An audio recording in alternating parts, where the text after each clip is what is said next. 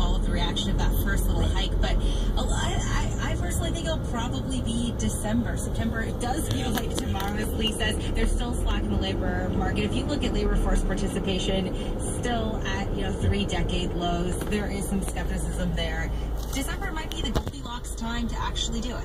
Oh, good phrase, good phrase. I like that. All right, let us go to the conversation du soir last night, the GOP debate in Cleveland. Amazing ratings for that thing, by the way, like 24 million people, which is bananas. Lee, I want to talk about the way it went economy-wise. It was an hour and like 6 or 7 minutes before they got to an economic question in that thing, and I want to posit for a minute that maybe the reason they didn't tackle it sooner, the Fox News anchors, was because they think the economy's in good shape. What do you think? I don't know. I mean, that's true. And then I think the most prominent discussion of business was actually around Donald Trump's bankruptcy.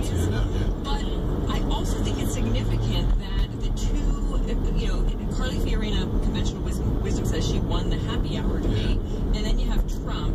And these are both business people. The two people that people are talking about today are CEOs. And, this is a time when the economy's on everyone's minds. But it's true that it wasn't a huge part of last night, and that was a little befuddling. Yeah, especially because, Joe, the recent polling, all of Pew and Gallup and all this jazz, by like 75%, people say the economy is the biggest issue for them in this campaign.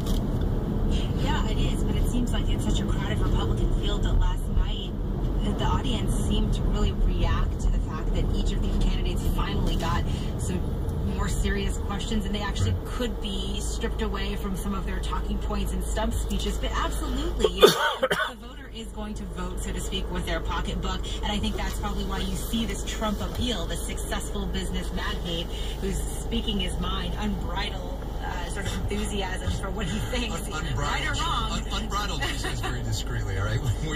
We got to go. Jolene Kent from Fox Business and Lee Gallagher from Fortune Magazine. Thank you both.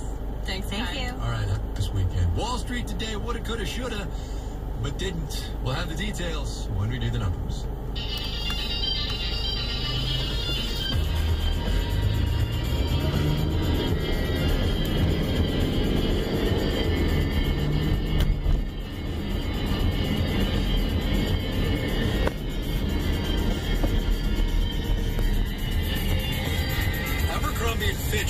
Retailer said today it's going to stop doing what is known as on-call scheduling. We should be clear that Abercrombie is going to stop doing that because the Attorney General of the great state of New York has begun making some inquiries about the practice, shall we say. Workers don't much care for it, and as Marketplace's Sabri Benishore reports, some companies could be having second thoughts about it too.